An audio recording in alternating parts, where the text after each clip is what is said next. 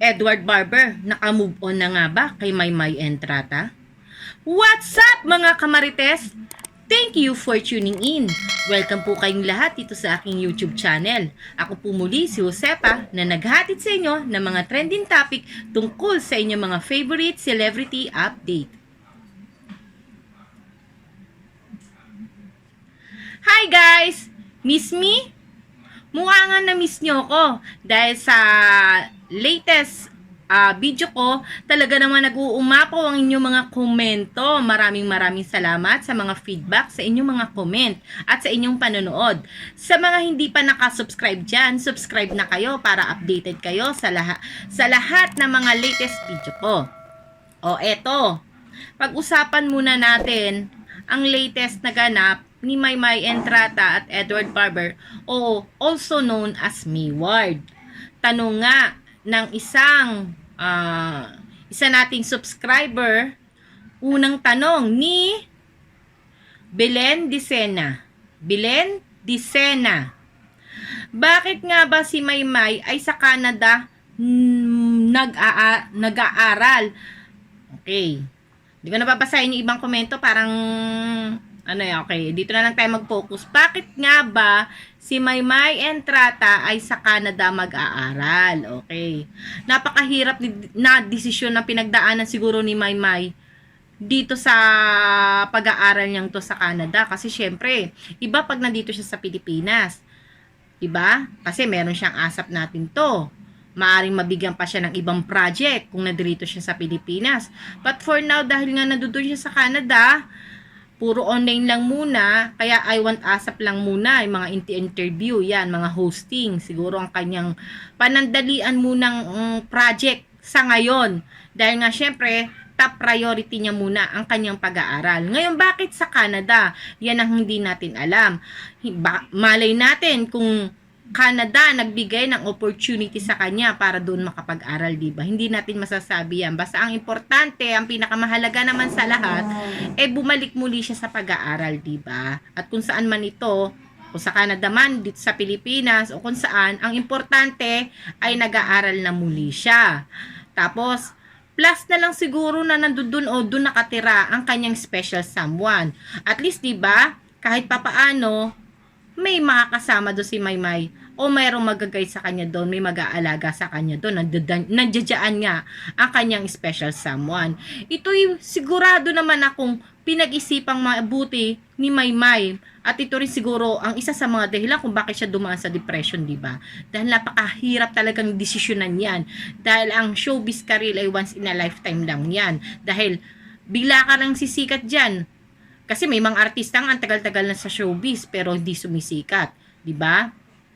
Minsan ka lang mabibigyan ng break, at ang showbiz hindi naman yan permanenteng trabaho. Ito'y temporary lamang, 'di ba? Pero kapag ikay nakapag-aral at nakapagtapos ng iyong pag-aaral, mas maraming opportunity ka na magagawa. O eto na nga.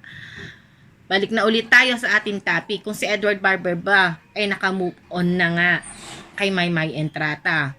Sa tingin ko nag-uumpisa pa lang o hindi pa talaga siya nakaka-move on. Dahil ang mga lalaki kasi, dalawang bagay lang ang ginagawa nila para maka-move on. Unang bagay, nagiinom. Hindi naman yung ginagawa ni Edward Barber, nagiinom, di ba?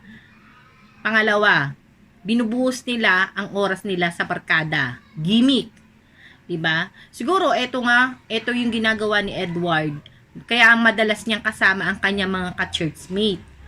Nasabi na rin ni Edward Barber, ang pinaka trial o broken hearted siya nung siya'y 19 years old.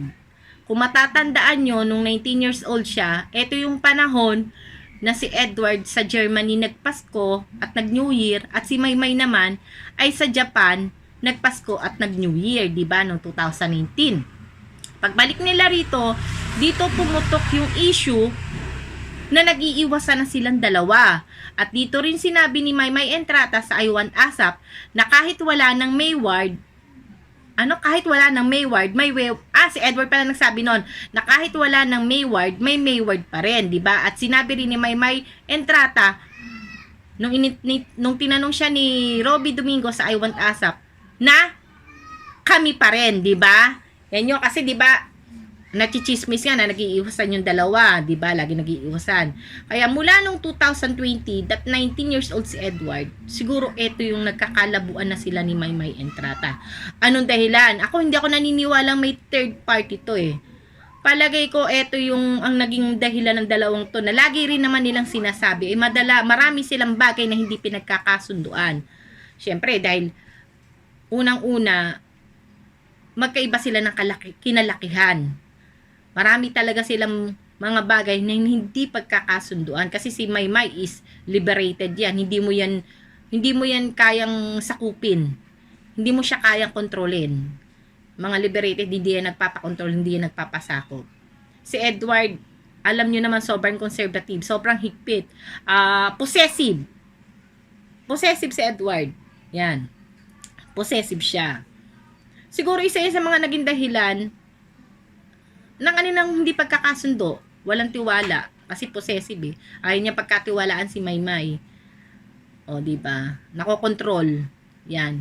Kasi, liberated si Maymay eh. Alam mo namang, ano yan eh, lumaki na namumuhay mag-isa sa Cagayan de Oro, nag-aaral siya doon. Alam niya yan. Kung kayo yung mga solid Maymay, mga solid Mayward, alam niyo ang story niyan. Ngayon, nung January 2, nitong taon na ito, natanong si Edward kung ano ang kanyang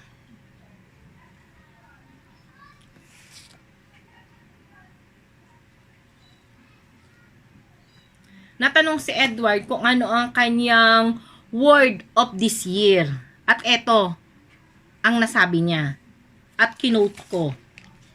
Sabi ni Edward sa I Want ASAP nitong January 2, my word for this year is more on obedience. Going forward, if I feel the call somewhere where I feel God lead my life, that where I go, kahit natatakot ako, kahit nahihirapan ako, even if it's crazy, kahit nahihirapan ako, even it's scary, kahit mag-isa lang ako, we will push for that. Diba? Diba kahit mag-isa lang ako? Bakit niya yun nasabi? Kahit mag-isa lang ako, na nasanay tayo na lahat ng journey nila, lagi sinasabi ni Maymay at ni Edward yan, gusto nila lahat ng journey nila kasama nila ang isa't isa. Pero now, nagsasalita na si Edward ng kahit mag-isa lang ako. Diba? Ramdam mo yung pain? Kasi wala na si Maymay. Nandun na siya sa Canada. Diba? Niwa na siya. Sa ere. Diba? Kasi last year pa lang nararamdaman ko na yan. Dahil cold na si May. Wala na yung spark. Cold na siya kay Edward. Wala na yung spark. Humanig ka, hindi mo mararamdaman yun. Kung masyadong love mo ang Mayward, hindi mo mararamdaman yun. Diba? Kasi magbubulag-bulagan ka na lang eh. Lagi ka maghahanap ng dahilan. Pero wala na talaga eh. Hindi na nga nababanggit ni Maymay ang Mayward, di ba? Hindi na niya nababanggit ang Mayward. Si Edward na lang, parang sa tingin ko si Edward na lang humahawak nun eh. Parang si Edward na lang yung humahawak sa Mayward. Siya na lang kumakapit. Pero si Maymay naka-move on na. Hindi na nga niya nababanggit eh ang word ng Mayward. Pag may mga fan meet sa Kumu, si Edward umaaten. Pero si Maymay lagi maraming dahilan. 'Di ba? Na lagi na rin lang naman inuunawa.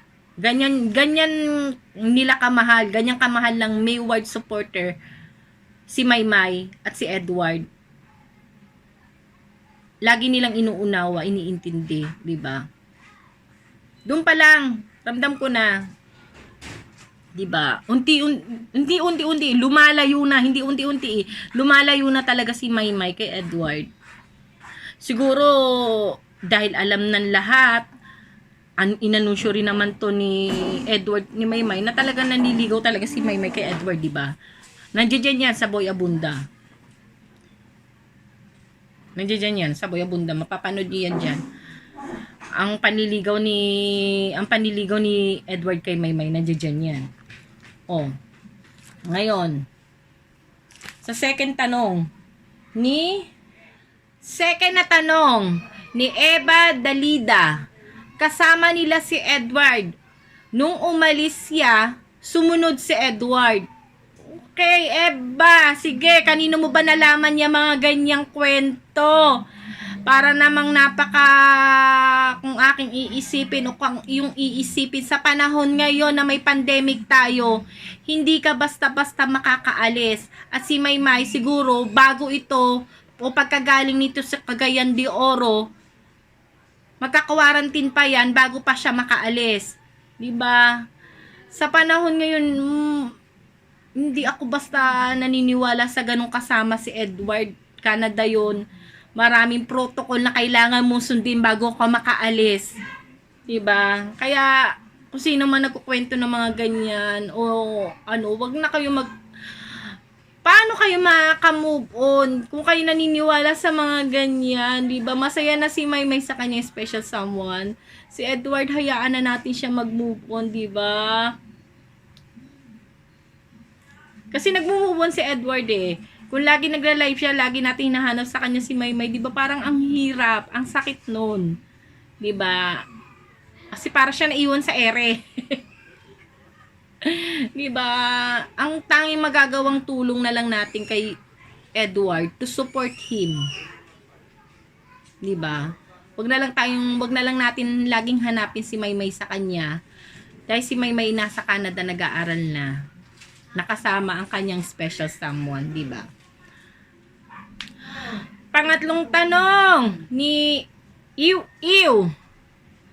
Haha, anong say mo about Edward na mas gusto pala niya mas bata pa sa kaniya?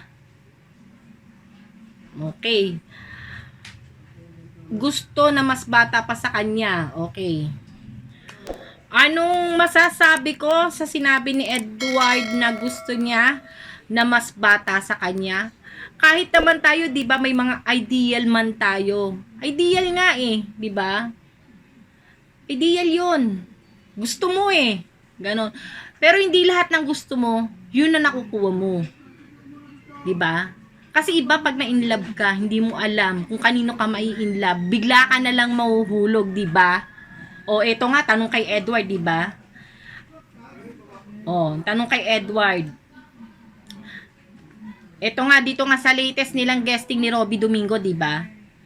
Tinanong sila ng I have never never fall sa isang katrabaho. Anong sagot ni Edward? Di ba thumbs down? I have never fall sa isang katrabaho. Thumbs down siya, di ba? Ibig sabihin nun, di ba tinanong siya? Nina Alora, Nina Melay, na-fall ka na ba sa katrabaho mo? Anong sagot ni Edward? No explanation needed po. Pero yes po. Diba? Hindi naman si Edward na in love agad kay Maymay nung una nilang pakikita. Na-develop yun, na-develop dahil sa lagi nga sila magkasama, diba? Na-develop habang lumalao ng panahon, magkasama sila, nakikilala nila lalo ang isa't isa, diba? Na-fall na si Edward. Oh, iba kasi yung ideal mo eh. Kasi yung ideal mo lang yun eh. Gusto mo lang yun. Pero ibang ibinibigay sa iyo eh. Ako may ideal ako, 'di ba? O pero hindi ko naman nakuha lahat ng ideal ko, 'di ba? O. Ganun yun. Ideal nga lang yun eh. Syempre mafo-fall ka eh. 'Di ba? 'Di ba gusto nga niya Liza, 'di ba? Ang gusto nga niya, ang crush niya si Liza Soberano, 'di ba? Ideal niya 'yon. Oh. Oh. Pero kay Maymay siya nahulog. Oh, bakit? Kasi araw-araw sila magkasama eh. Nakilala niya na mabuti si Maymay. Tapos, 'di ba? Yung qualities pa na hinahanap niya sa isang babae, nandoon kay Maymay. Ano ba yung qualities na hinahanap niya sa isang babae?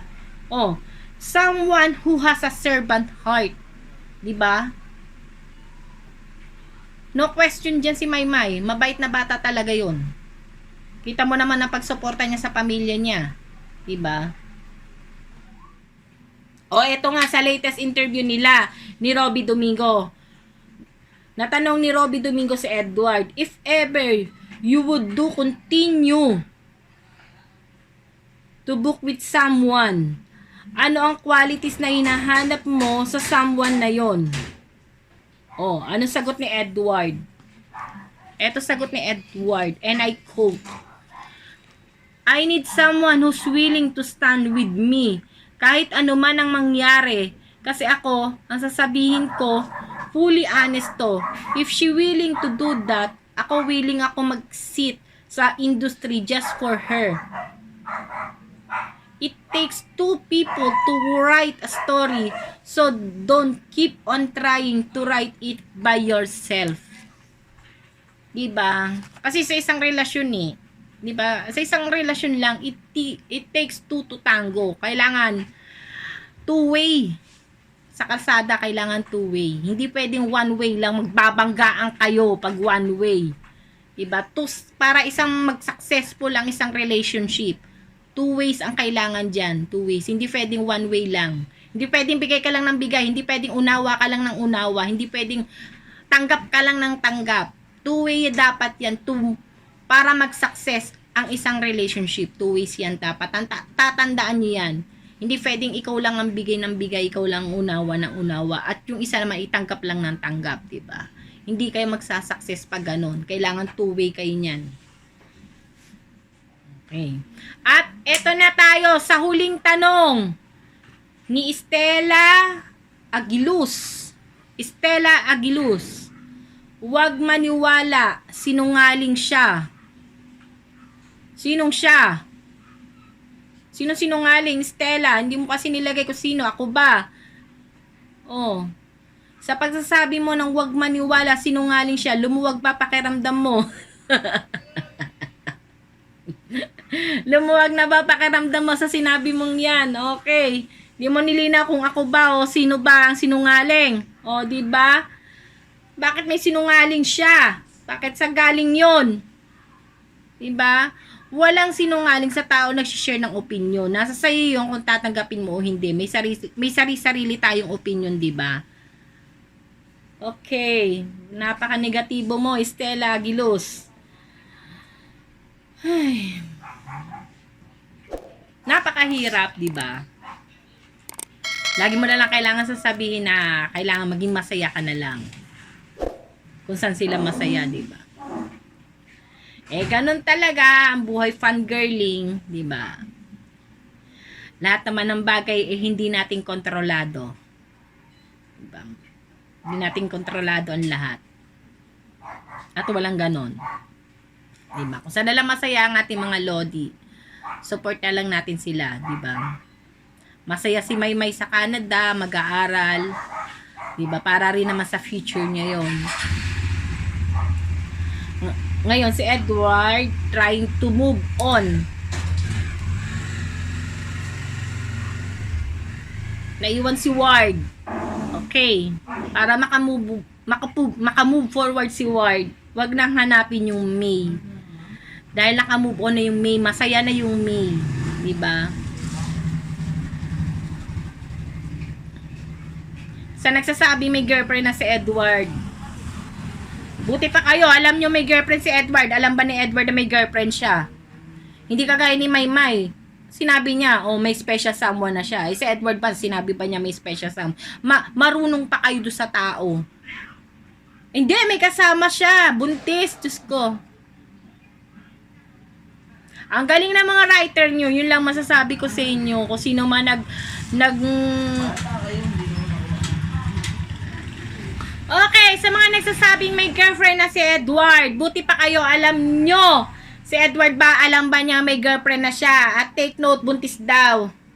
Buti pa kayo, alam nyo, di ba? Sana alam din ni Edward. Ay, masaya ako ngayon kay Maymay. Dahil kinukontinue na niya yung kanyang pag-aaral kung saan man ito, kung sa Pilipinas man ito o sa Canada. ang importante doon ay nag-aaral na muli siya. Diba? Suntok sa buwan yon. Kasi ang iniwanan niya ritong karir, na boom ang karir niya ngayon. Pikit mata niyang tinalikuran para sa studies niya sa Canada, diba? Ngayon si Edward, nag-move on pa lang si Edward. Huwag niyo na laging hanapin sa kanya si Maymay. Diba? Ang pag-move on ay isang bagay na napakahirap gawin. Lalo na kung ang isang tao'y nasanay ka na lagi lang nandiyan sa tabi mo at ngayon ay mag-isa mo na lang. Tinatahak ang landas na dati pangarap nyong dalawa. Diba? Ngayon may sarili ng buhay si Maymay sa Canada habang siya nag-aaral, kasama niya ang kanyang special someone na si Aw Aw. At unti-unti na nga ito nire-reveal ni Maymay sa kanya mga IG stories, yung mga pa-flowers, panunood nila ng movie. 'Di ba? Ultimo nga ang kapatid niya si Vincent, nilinis na yung kanyang Instagram, nawala na yung mga tag. Nawala na yung mga tag niya kay Edward, 'di ba? To respeto rin siguro sa karelasyon ngayon ni Maymay Entrata. Please tulungan na lang natin si Edward na maka-move on. Paano natin tutulungan si Edward to move on? Siguro ang simpleng paraan, wag na nating hanapin si Maymay sa kanya. 'Di ba? Dahil napakahirap nun. Paano niya sasagutin 'yon, 'di ba? Paano niya sasabihin na sa Canada na iniwan niya ako dito mag-isa? 'Di ba? Ay, suportahan na lang natin sila sa kanila mga individual na mga pangarap, 'di ba? Paano mga kamarites, maraming salamat sa inyong panonood. At sa mga nagustuhan ng aking video, subscribe na kayo at huwag niyong kalilimutang i-click ang ring button para maging updated kayo sa mga latest video ko. Maraming salamat sa inyong mga komento at laging tandaan, always be a blessing. Paalam!